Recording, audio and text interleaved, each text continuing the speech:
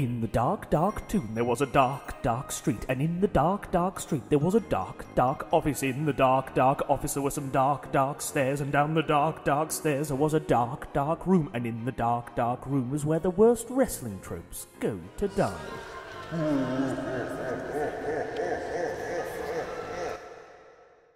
Hello, I'm Ross Tweddell from Cultaholic Wrestling, and welcome to the latest thrilling installment of Straight to Hell. This is a show, of course, where my illustrious guest, they have a list of pet peeves to do with the world of professional wrestling, and in that list of pet peeves, that then gets sent down straight to hell to rot for the rest of eternity. Joining us today is a former NXT North American champion. He is a thick boy. Ho ho!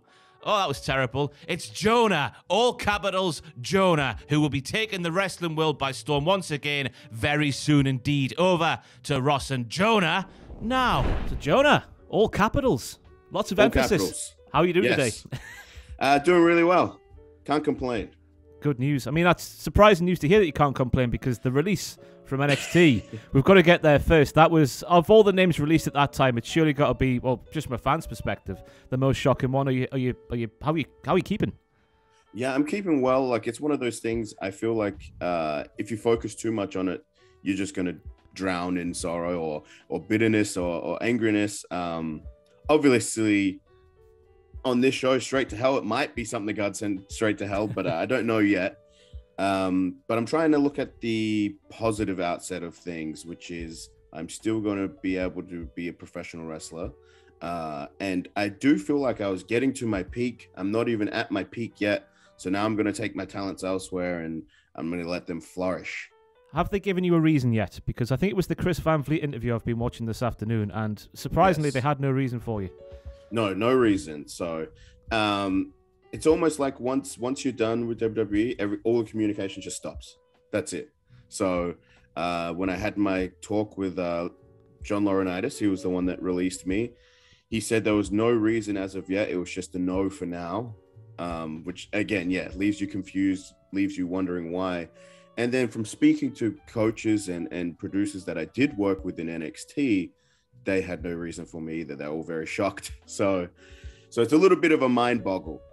So how do you take that? Because obviously if they gave you a reason, this is the reason why we're going to let you go. Obviously you can then go away on the indies and different promotions and maybe work on that with a view to going back. How do you sort of compute that, the lack of information really? Yeah, it's hard. I feel like it has to be something almost a little personal. I don't know if it's, I've been told numerous times by different people that the boss can just see something one way and then he'll either like it or doesn't like it.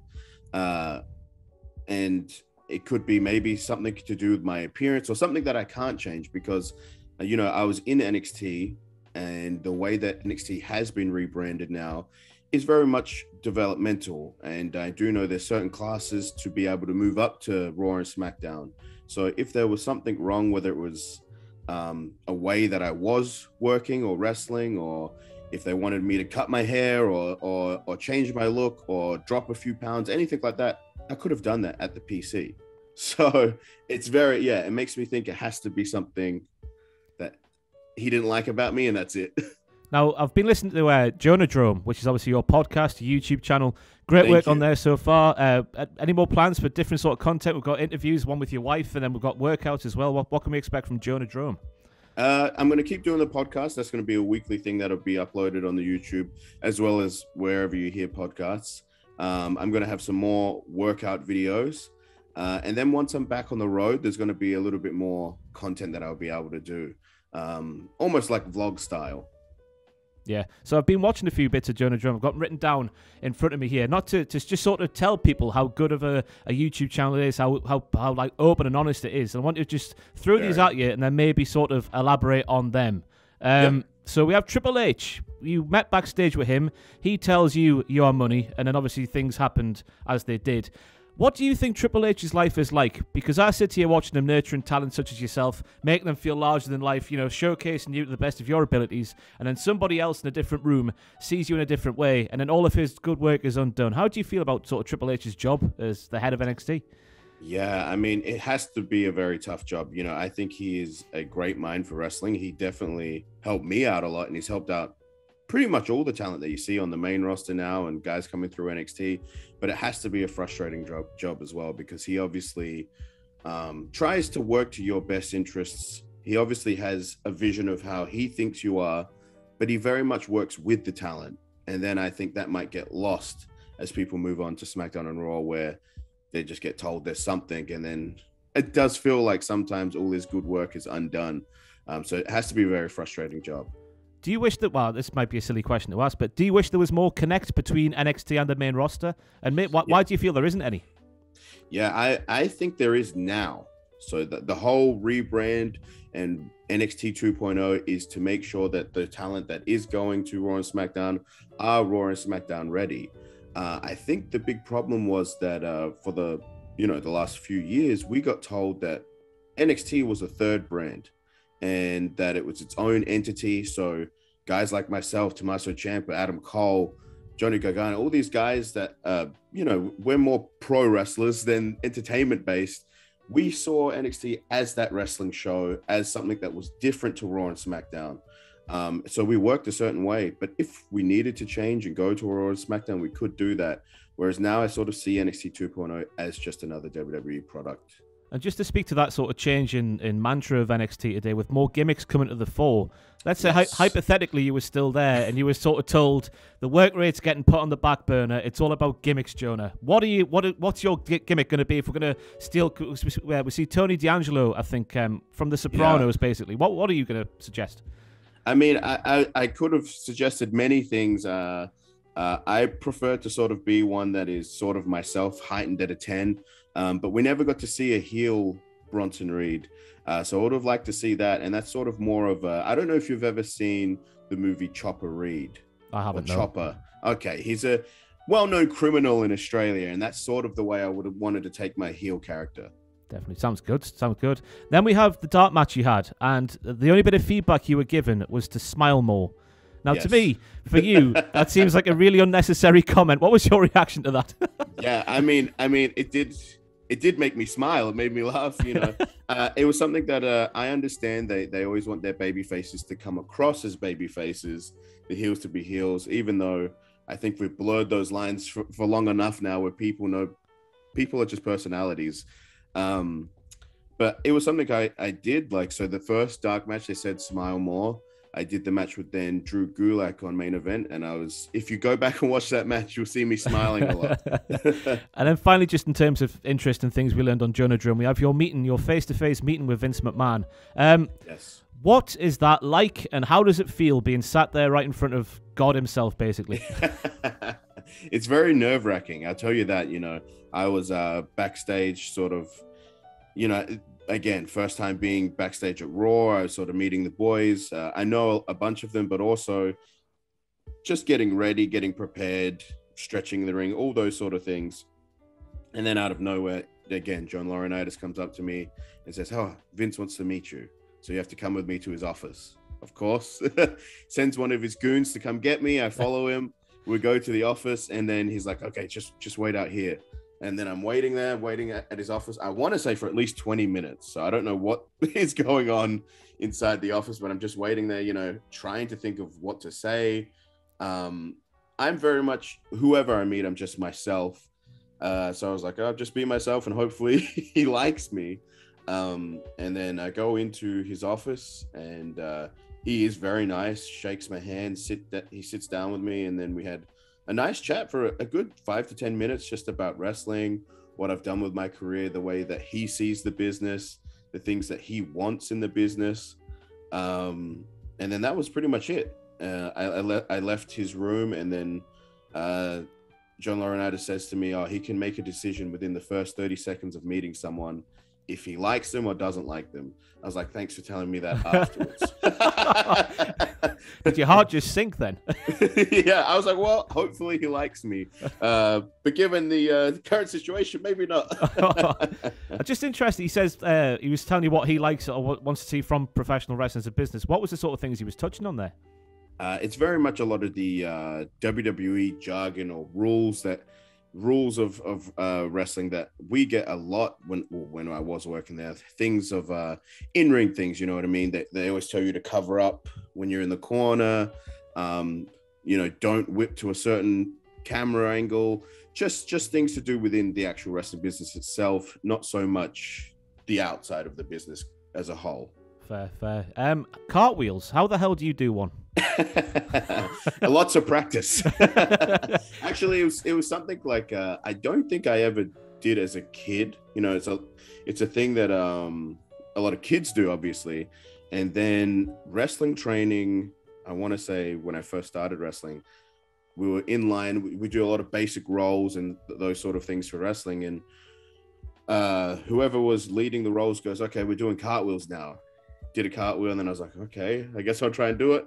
I did it, and I was like, oh, I'm pretty good at doing cartwheels. So it sort of become a thing. And if you see my Jonah Drome YouTube, you'll notice that there's a lot of people that are obsessed with the cartwheels or hate on me for the fact that I did this one cartwheel with Johnny Gargano. I watched it earlier this afternoon. It still blows you away saying you do that sort of thing. But going back to that class, sorry, if you can't do a cartwheel, what happens to you? I mean, we were always where I came up was the Wrestle Rampage dojo in Australia, and it was run by a wrestler called Hartley Jackson, who was actually trained by Antonio Inoki. So he's very hard on all of us. We did that Japanese style of training, and usually if you couldn't do something, he would make you do it over and over and over and over again until you could, or you'd end up doing cardio instead, squats or push-ups. So pretty harsh punishment. Yeah, it sounds it. We've got to touch on the rebrand of NXT, because obviously your release happened at the start of August. Were there any inklings or rumblings or sort of discussions going on about the change to NXT 2.0 back then?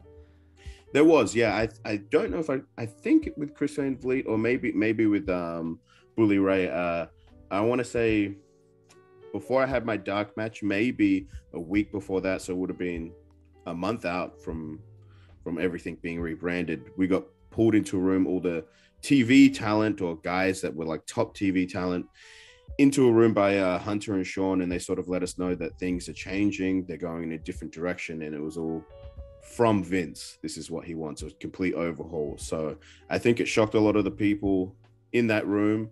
It also, dampened some hearts, and at the same time, I think some of us, myself included, thought, well, we're going to Raw or SmackDown anyway, so it's not really of our concern. Yeah. How did they seem when they were... obviously, you can't speak on their behalf, but did they seem okay with what was going on? Or could you see them sort of dejected? Or I want to say the room didn't seem happy. I think because, again, for these last few years, we've been having meetings and them going on about the spirit of NXT and how it's its third brand and how we were making something special. And I think we all felt like that's what we were doing. And then to have it be like, well, it's completely changing and we're no longer going down this road sort of is a bit heartbreaking, I guess, especially for guys like Adam Cole or Johnny Gargano or Ciampa, who've been there and really put in a lot of hard work to make it that third brand. Yeah. How do you feel about, I'm going to guess it's a hard pass on this sort of mantra that they've got now of not going after indie talent who have made their name on indies around the world for years upon years upon years. That seems a strange way to go. I think it's very strange. Like, I understand when I first got to the Performance Center, I had to come to grips with the fact that sometimes people get signed who have never even wanted to be a wrestler. That just happen to be an ex-football player or some sort of athlete, and WWE has gone out, scouted them and gone, okay, you're going to be in WWE. And it is hard to come to grips with that when you've obviously loved it your whole life. And because you wanted to be at a place like this, you put in all the hard work for over a decade. And there's a lot of us like that have had the same sort of journey that I had. But then you sort of come to grips with that, like that's just how the business is. Sometimes these people are very talented, and I think it's something, I think WWE has in their mind that they're going to get 100 Brock Lesnar's. But it's not the chance. He's sort of a 1 in a million talent. Yeah. And I think they're banking on like, let's keep getting all these young athletes because we're going to get another Brock Lesnar. But you're only going to get a few far in between, whereas the indie guys are always going to go out there and give you the best match they can. Definitely. It seems like they might have found one in Bron Breakker. Did you have much interaction with him? I did. I mean, he was just upset that I was Bronson because that's his shoot name, and he was scared that he wasn't going to be able to be Bronson. But alas, I'm not there, and he is Bron. So, but he's a good young kid. I'm a huge fan of his family. Obviously, I'm a big fan of the Steiners. So when I met him, I let him know that, and he told me some stories about his uncle and his dad. So I think he is someone that is obviously going to do really well, and I could see doing really well for years. I'm just interested is on a day-to-day sort of basis in the performance center. Is he like he is on camera? Because it seems like a Steiner can just be a Steiner and nothing else, if that makes any sense. Yeah, he very much is what you see on camera. It's good to hear. Right then, we've got to look to the future now, obviously. Have you got your visa sorted out? That's the first place we need to start. So I'm in the process at the moment. Hopefully I have things done within the month, and then I'll be able to be wrestling. I can't say where. I am in talks with different places, but we're getting that sorted. It is something that is a little bit of a lengthy process. There's a lot of hoops to sort of jump through. And that's something that I think a lot of people didn't realize. I had so many indie companies hit me up and be like, oh, hey, could you do this show straight away? And it's like, well, legally, no, I can't do that. And if I get caught, I don't want to get kicked out of the country. So I should have it done within these next few weeks, and hopefully you'll see me in a ring somewhere soon.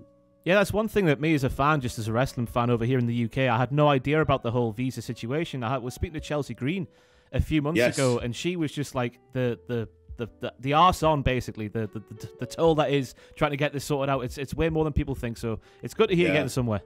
Oh, thank you. Yeah, and obviously the pandemic, everything like that, has just heightened processes and made things even more difficult. Yeah, so you say as well, you're speaking to lots of all the big names, all in terms of promotions. Has that shortlist got a bit narrower? Do we see yourself going to one destination in particular, maybe? I think so, yeah. I think I'm going to be particularly in one destination, but possibly at the moment, it's looking like two. Ooh. So I'll leave it at that. Can I push you for anything else? I can't give away too much. Fair dues. And just if we're looking around the world of professional wrestling at the moment, who are you looking to get in the ring with?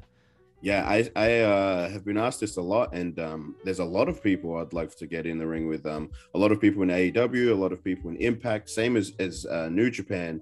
I think I fit best in a Japanese style product. So I want to be able to work with some of the talent from New Japan. If that happens, we'll see. I did work for Pro Wrestling Noah, and I think they're doing great things as well. So there's a lot of people there I'd like to work with. But yeah, we'll wait and see. I've just got to touch on Miro, because obviously the cryptic tweets made Twitter melt. What do you make of him losing his TNT title? That should have been you, shouldn't it? Yeah, it stopped me from tweeting for sure. I assume he's still someone you want to wrestle with, though. Yeah, definitely someone I think if we get in the ring, it's going to be fireworks. But it's always a big money matchup when a title's involved. So that's what I always try to promote. And finally, just before we get going with the straight to hell portion of the show, I've got to just ask you about sitting on a plane with Keith Lee. I forget which interview I was watching, but I watched another interview with you, and just just tell us about you and Keith Lee sat on a plane together.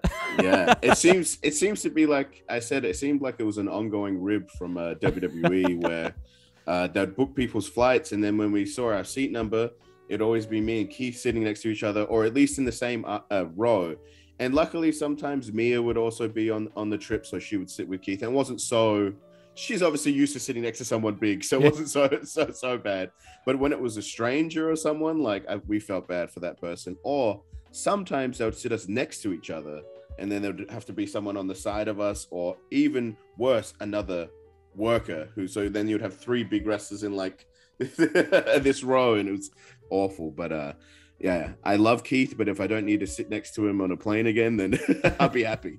How do you even combat that? Because, the seat's only so big, you can't fold your body in certain directions. So is that literally just a case of just sitting as small as you can? Usually like this, or I'll lean forward and he'll be leaned back, or vice versa, or you're up against each other like this. It's pretty rough. I remember a tour in Australia, not for WWE. I sat on a 6-hour flight next to, I'm good friends with him, but it was hard. I sat next to Walter, and that again was a hard thing. I'm very wide, he's very tall, but also big. Yeah, it can be very confronting, those little airplane seats. Yeah, it's just another thing us fans never really think about. So I guess you've got more of that to look forward to, I guess, but without Keith Lee going around the world for all these indie promotions. Is that what's happening with you? Is it around the world for you? Or are you just going to focus on one area? I'm definitely focusing on the USA for the I want to say till the end of the year. But then as of 2022, hopefully as things start opening up more around the world, that's definitely something I want to be doing, is traveling around the world again. So there we go. Very much looking forward to see what you do next year then. So, straight to hell. We have 5 pet peeves about life as a professional wrestler, the professional wrestling business, to send straight to hell to rot for the rest of eternity. Can I ask you for your first offering, please? Yes, my first offering to send straight to hell is generic free music for entrance themes. So when I was in WWE, my first entrance music, even when I was first on TV, was just from a generic, they had a laptop full of maybe 4,000 songs that were just free music that you can get online. And I remember trying to find the best thing I could find for hours on end, and then I ended up choosing one. And then a few weeks later, you're watching television and it's on an ad for a car or something like that. And I hate it. I always think if you can get something custom made, I mean, ideally, if you could actually get the rights and licensing for certain songs, that's the way to go. But if not, you need custom made entrance music. If you could have a song that's already out there as your theme, what would it be? That's a hard. I think it would be. I used to use before WWE a song called Guillotine by Death Grips. They're a very underground sort of band, and I remember I almost secured the rights to the song from them. They were really cool with me using it, but then when I sent them through all the paperwork, they just never signed it. So one of those things. But if I could, it'd be that song. I tell you what, though, you sat there looking down a list of 4,000 songs, and you've got really unlucky there not to find a banger, because I was watching Top Gear over here in the UK a little while ago, and the Hardy Boys theme started playing, the classic one for them. So sometimes you can find a banger in that list. It is true, yeah. I've seen that on like various things, the Hardy Boys theme, and I was like, I didn't realize this was a free song. I thought it was something Jim Johnston or someone made, but obviously not. I think Crash Holly's as well was on that list, because I've heard his theme somewhere else as well. But well, obviously got to touch on the theme that you did go on to get. That was a banger. Did you have any sort of hand in the making of that? I did, yeah. I was very lucky that I got to speak with the music team at WWE, and Road Dogg at the time was sort of, working with the music team to sort of get what we wanted creatively. And he was hands-on with me, showing me snippets and asking me, what do you think? And what would you like? And I remember saying, like, I just wanted it to be like a big monster movie type feel, but hip hop, but, like Godzilla, basically. And I think that's sort of what we got. We got the sirens at the start, and then it kicks in, it's heavy bass. And yeah, in the end, what I did have in NXT was really good. Would it have been a dream to have a theme with Road Dogg's lyrics on top of it, or his vocals, on top of it? Because what a voice he's got. Yeah, he does, yeah. I was getting him to, maybe that's a gimmick I could have done. Jeff Jarrett's gimmick, the old... So there we go. We've got just basic, what's the word? Royalty-free music, whatever it's called. Royalty-free music for entrance music. There we go. Straight to hell. It's gone, it's burning, it's gone forever. So your second offering, please. I want to say, and this is going to be probably very controversial, I think. I mean, I'm not throwing any actual humans into the fire pit, but I want to say Jordans on wrestlers. So I'm a huge fan of Nike and Jordan shoes, but I feel like too many wrestlers are wearing them at the moment, to the point where in our generation of wrestling, it's almost like the Zubaz pants or fanny pack of our generation, where I know there's guys backstage that I've been speaking to that are like, I've never had a pair of these shoes before, but I got told they were cool, so I'm wearing them. And I love Jordans. I've worn them on TV. I'm a big fan of the product, but I think like if you're just wearing it to be cool, it's not cool anymore. I can see the clickbait headline coming from this episode right now. Yeah. It's Jonah wants to send the Young Bucks straight to hell. Yeah, I mean, there's that whole group maybe is wearing Jordans, so I'm guessing this is coming from a place of just like loving Jordans and not wanting to see them harmed, I guess. Yes, I'm a big sneaker fan and have been for a long time, and as a kid I could never afford those sort of shoes, and then I started getting more into the shoe game as I started making a little bit more money, and then I'm like, these guys just get it just because. I don't think they care about it. I'm a big fan of CM Punk, but he was just on the sneaker shopping. And I was like, he doesn't know anything about shoes. he got some Chicago ones. But that's what he did. And what did he get? He got 2 pairs of Jordans. It does feel like something that you just should have, just to say, oh, I've got a pair. Because trainer culture over here in the UK, I don't think is much of a thing. It's definitely not up here in Newcastle. So how many pairs have you got at the moment then, if your collection is growing? Mine isn't huge. I want to say it's, I might have a good maybe 30 pairs of shoes at the moment. See, that sounds massive to me. But I know there's people that have hundreds, and some of the guys. I mean, speaking of the UK, I know Trent Seven has a really big sneaker collection and trainers. So he's someone that I from memory had a whole wall full of shoes. Bloody hell. So Jordans, just get them off wrestlers' feet, full stop, forever. That's it. Just send the entire concept of wrestlers wearing them straight to hell. Yeah, the concept of wrestlers wearing Jordans straight to hell. I can't argue with that. It just seemed like because I saw the CM Punk thing, and I saw there was one for $40,000. Yes, yeah. Why is that a thing? If you ask me, it's because of the rap community for sure. I'm a big hip hop fan, and a lot of these rappers, they make a lot of money, so they have to show ways of balling out in their film clips and stuff like that. And that's when you get shoes that are worth $40,000. Oh, get a nice sturdy car instead of a pair of Jordans. That's what I would do with $40,000. Me too. Me too. There we go. Sure. Wrestlers wearing Jordans gone straight to hell. What's your third offering, please? My third offering is incel community wrestling boards. So elaborate on that, please. Very specific, but as of late, I've been the target of someone that isn't liked by a community board. Like it's not Reddit. I don't want to name the board that it is because I don't want to give them any steam. But yeah, these guys saying stuff online, and most of the times it is sort of just jokes and things like that, which is fine.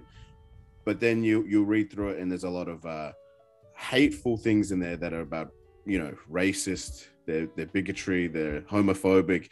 And I just think it's 2021. We have no place for those sort of boards, and especially directed towards, talent like wrestlers who are just trying to entertain people. Yeah, it seems like a weird question to ask, but do you know how all of this has sort of come about, this happening to you? I want to say it's just because I'm a public figure. Yeah. I'm a public figure that clearly would be hated by the alt-right. And unfortunately, there is an alt-right fandom of wrestling as well. So it's just circumstance. Jonah, I don't know what else we need to say about these people, but they just need to go straight to hell, don't they? I don't think we need to touch on them anymore. So no. Get them down there. Burn them all to hell. Anyway, what's your fourth offering, please? Fourth offering, this could be something that could be very current. And again, I'm trying to preface this the best that I can. It's people coming into the business from other places, like athletes or comedians even, or whoever comes into the business from another place that doesn't have a passion for the business, just wants money. Now, I'm fine with athletes and people like that getting signed, doing that sort of stuff, if they have somewhat of a passion for wrestling. A lot of these people were fans of wrestling beforehand, and then they come in and it's like, I wanted to be a wrestler, but I didn't know how to. And that's fair enough. But there are people, even at the Performance Center as we speak, that have said that they're there just to become famous or get money. And I can't respect that as a huge pro wrestling fan. Name them all. I can't. Name and shame, I can't. I tell you what, though. I'm just saying I'm sending them to hell, though. But as a fan, it is so blatantly obvious when people, like, I guess we go more the celebrity appearance on a wrestling show kind of thing. It's so obvious when a celebrity sort of gets it, and the celebrity is just there for the exposure or the money. Is that a similar feeling? Like when if you sat backstage at a wrestling show and you're seeing someone on the show who just doesn't really care about it, is that sort of talk around the locker room of like, oh, look at these people, they're taking our time, you know what I mean? Yeah, I feel like it's something that's not done as much, obviously, on the independent scenes because everyone there is fighting to be the best wrestler they can be. But definitely on WWE, there's definitely people who are like, what are they doing this with this person? Or this, this celebrity has 10 minutes of TV time and my match got cut to 4 minutes. Like, so it can be frustrating. Again, different if they have a big passion for the business and a big love for the business. You do have celebrities like that. But the guys that are actually contracted and you can tell don't care, it frustrates me. What happened? Because I assume there's sort of like a hierarchy of talent in the Performance Center. So I'm thinking of people like Tommaso Ciampa who have been there for years and done it all. If they see someone who isn't sort of like passionate for the business and is outwardly showing they're just there for the wrong reasons, do they sort of pull rank ever and just sort of like sort them out, for want of a better term? I think, a lot of the times we leave it to the coaches. Like, that's why there are coaches at the performance center, and the talent sort of try to stay focused on themselves or whatever angles they're in or their opponents. But I would always try to instill wrestling knowledge onto people as much as possible, or as new people came in, if they were asking questions, I'd send them matches from things that are outside of the scope of WWE that they might not be able to see. I remember Chris Hero was a big advocate for that, and he was great to have backstage for a lot of the younger guys, but not just younger guys, but people coming in from other businesses, because he was just so knowledgeable of the sport. It was almost like he was a coach when he wasn't. Yeah. Got to ask about Bad Bunny, because I assume you were in the performance center Bad Bunny. around the time he was training. What was he like to be in and around? I mean, I never met him personally. I saw him from a distance, but he seemed like an actually really cool guy. And again, he's someone that actually is a huge fan of wrestling since he was a little kid. And when you're someone like him that sort of crosses the platform where he actually had Booker T in his music videos and he mentions wrestling in his songs a lot, then it's a little bit cooler. Like, I get it. Like, I understand it. You're a fan. This is a dream of yours. And at the same time, you're promoting our business and getting new eyes on it. But yeah, when it's someone sort of just getting a money grab, I think you can tell. Yeah, definitely. And it makes me wonder sometimes that do WWE sometimes book a celebrity to be on a show, and maybe they go down to the performance center to do some training with the view of getting involved in the match, and then they step in a ring and go, oh no, this isn't for me, let's cancel it straight away. Has there ever been any sort of that going on at the performance center while you were there?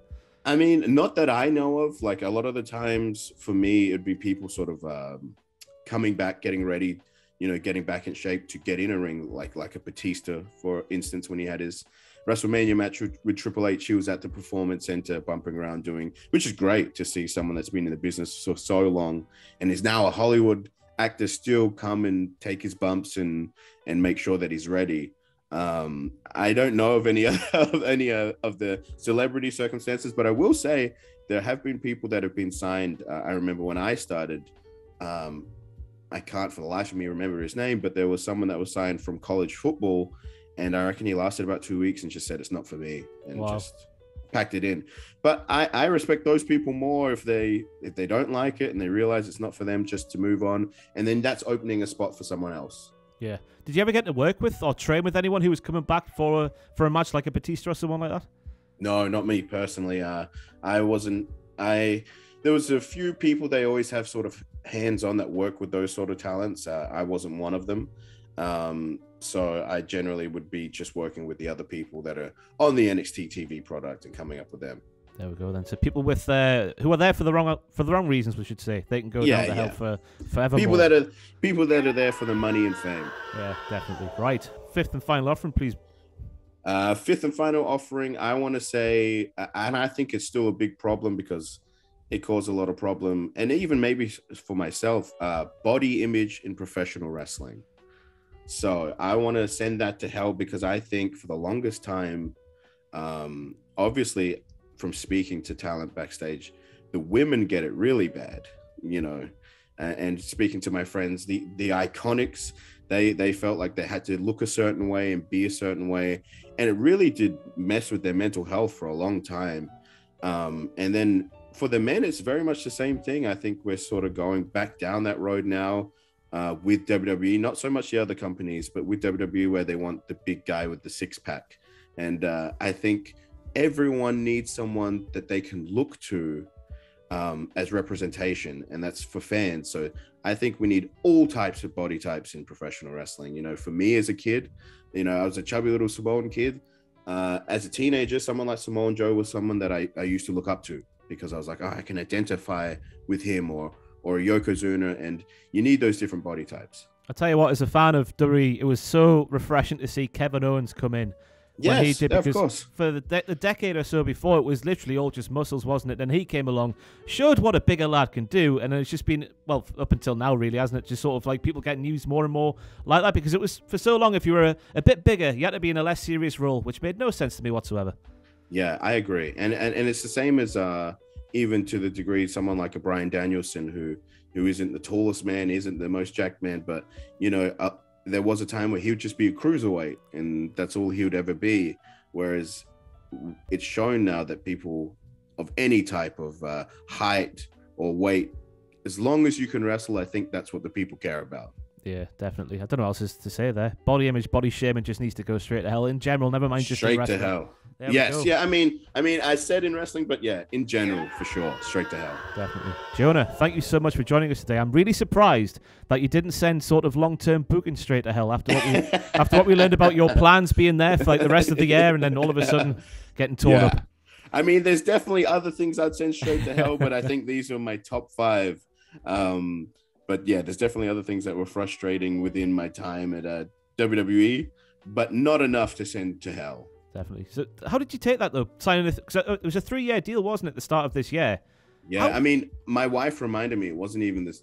I have terrible memory. But luckily, my wife reminds me of everything. She's like, no, you keep telling everyone in these on interviews and podcasts at the start of this year. She's like, it was only 2 months before you got released. Man alive. Like, oh, wow. And I was like, you're right. But yeah, I just signed a new 3-year deal. So I was under the, thinking, one, I thought I was going to Raw SmackDown for sure, just from what everyone was telling me backstage, producers and things of that sort, and creative as well. But 2, I was like, well, if I don't go up to Raw and SmackDown, I was like, I just signed this new 3-year deal with NXT. Obviously, I just thought I'd be back in NXT. That is absolutely crazy. It was crazy to begin with, but now it was even a shorter period of time. That's even more crazy to me. Yeah. I mean, it goes to show sometimes those deals don't really matter. It's happened to other people as well. I know you had Carl Anderson on your show. I think it happened to sort of him and Gallows at one point where they got onto a bigger deal, and then when COVID hit and everything, it sort of just was like, oh well, you're gone. It's how their contracts are. Crazy. I'm just, before we go, I've got to touch on, we often hear about people on the main roster being sort of creatively sort of what's the word I'm looking for? Frustrated by just sort of scripted promos, not being really able to call their own shots, so to speak. Did that never sort of put you off and move to the main roster? Or were you very much sort of set on that? Yeah, it did put me off. It was something that NXT does a really good job of. At the same time, they do script all your promos, and you do have to follow certain things that writers do. But Hunter is so hands-on that he can sort of tell if something doesn't feel right, or if you don't feel right about it. You can speak to him, and he will be like, okay, try this, or do it this way, or change this. And a lot of the times, what I had written originally as a script to say would not be what I said in my promo at all by the end of it. Whereas it seems like that doesn't really happen up on Raw and SmackDown, and almost sometimes like minutes before matches, people get told different things, or their promos get changed on the fly. But it was something that I was willing to obviously give a go and try my hardest to try and appease the wrestling gods that are up there. And it just didn't happen. Yeah, unfortunately so. So Jonah, can't thank you enough for today. Really appreciate your time. Tell us where we can find you here, there, and everywhere, please.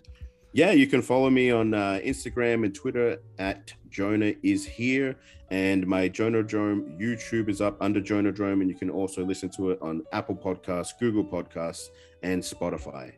There we go then. Jonah, thank you once again. I've been Ross from Cultaholic Wrestling, and we'll see you next time.